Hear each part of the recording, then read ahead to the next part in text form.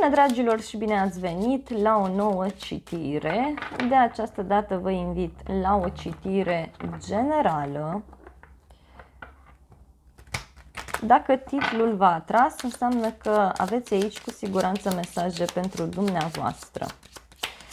Vreau să vedem ce gândește cealaltă persoană și nu are curaj să vă spună, ce secrete vi se ascund, ce lucruri nu știți voi în general din viața voastră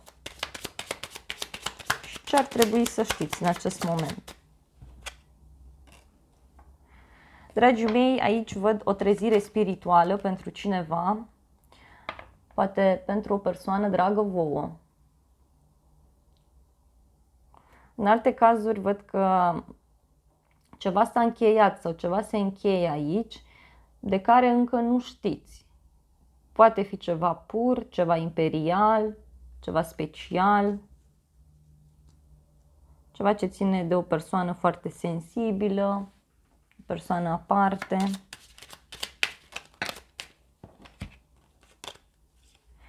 Și văd că cineva își pune foarte multe baze în voi. Să știți că ceva s-a încheiat aici. Văd o persoană care vrea să plece, vrea să se mute.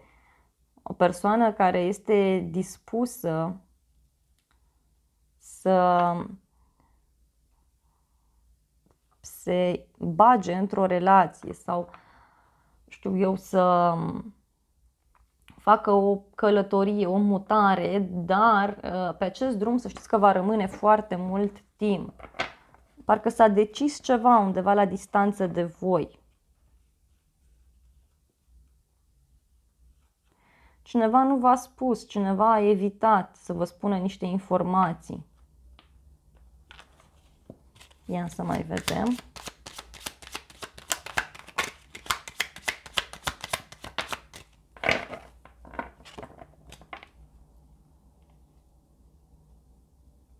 Cineva văd că are legătură aici cu străinătatea sau cu un alt oraș, cu o altă țară și se află la o răscruce de drumuri. Adică are de ales ceva, însă momentan nu prea știe ce să facă. Și poate este ceva ce ține de o femeie, de o relație ascunsă. Cineva care nu prea vrea să plece, o persoană care se ține aici foarte strâns de situație. Mai vreau mesaje. Bun, este un final care ține de o casă, de o relație veche, de un loc de muncă, de o firmă. Ceva se închide, ceva se încheie și văd că cineva pleacă. Cineva își pregătește plecarea, însă într-un mod mai puțin plăcut. Parcă cineva își face provizii, se alimentează aici și apoi văd că vrea să plece, vrea să-și urmeze drumul. Poate să fie vorba, în unele cazuri, văd aici, de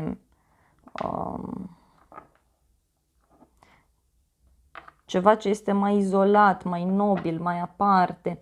Iarăși, dragii mei, văd o persoană foarte stabilă, o persoană sigură pe ea, care știe ce își dorește, care atunci când s-a hotărât să intre într-o relație sau atunci când a luat o hotărâre, așa rămâne. Deci o persoană care nu se schimbă ușor.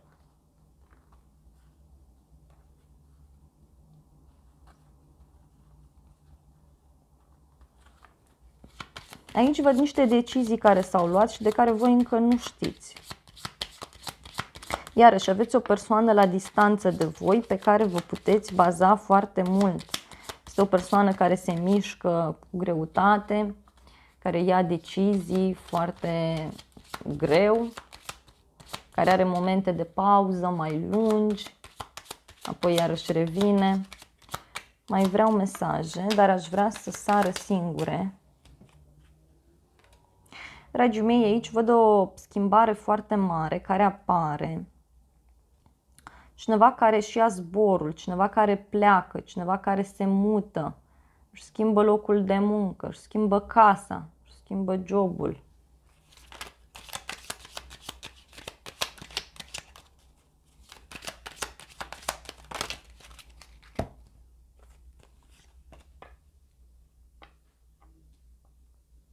Și mai văd pe cineva care momentan nu prea știe ce să facă. Este o persoană șireată, o persoană ușor vicleană, care poate tot ține această poveste în loc.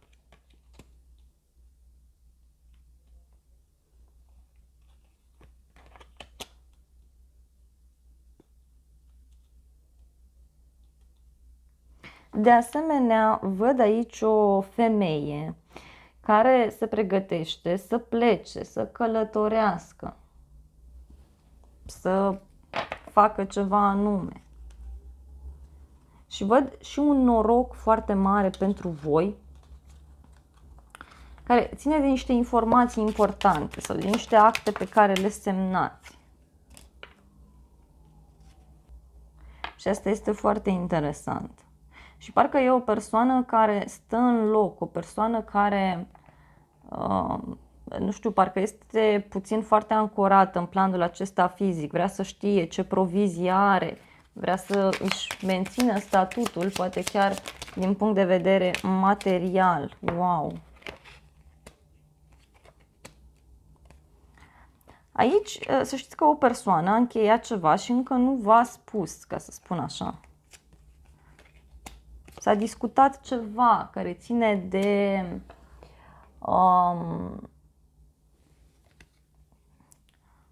niște acte, care ține de o asociere, iarăși văd aici foarte puternic. Și e ceva pentru inima voastră.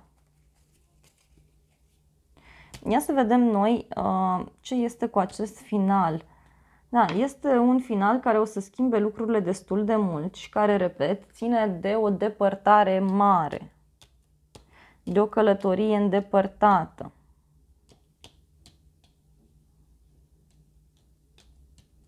Aici voi ori vă stabiliți undeva în străinătate, ori e cineva care încearcă să vă convingă de o anumită schimbare.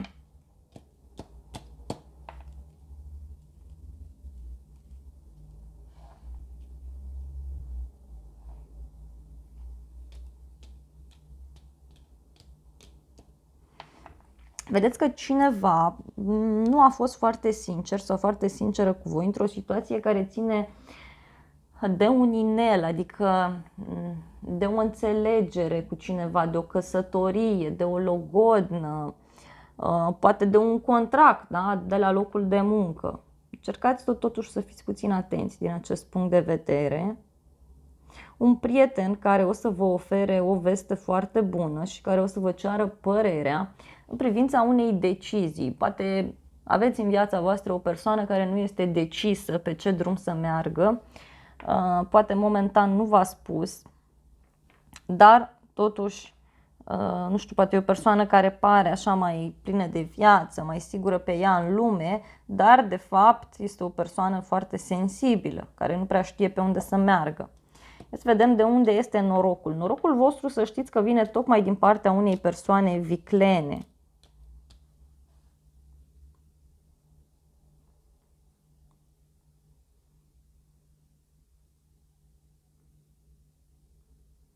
Multă călătorie, multă distanță, multă schimbare văd aici în viața voastră.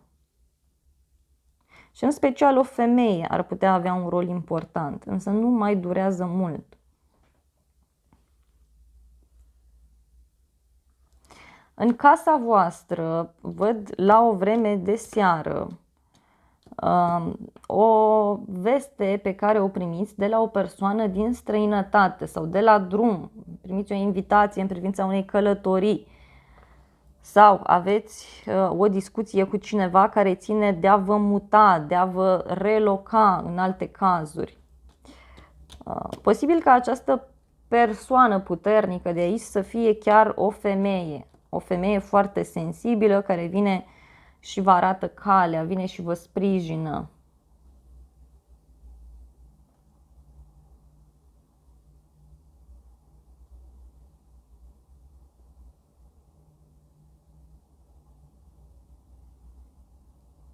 Dar totuși văd o indecizie a unei persoane cu privire la un contract, la o căsătorie, la ceva anume.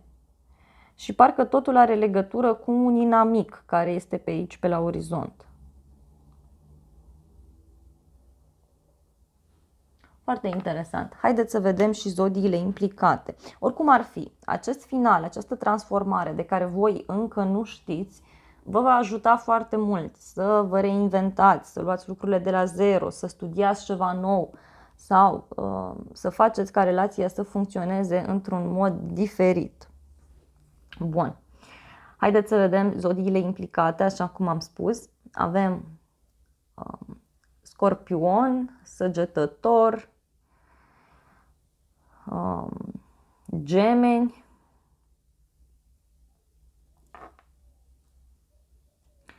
Capricorn, Rac, Balanță,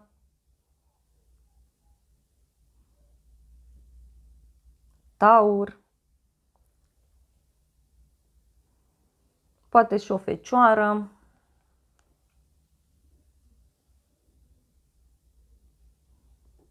și Vărsător, iarăși văd aici un Vărsător. Dragii mei, acestea au fost mesajele de această dată. Eu vă mulțumesc frumos pentru vizionare, vă iubesc, vă îmbrățișez cu drag pe toți, să aveți parte de o zi sau de o seară binecuvântată și să ne revedem cu bine și la alte citiri.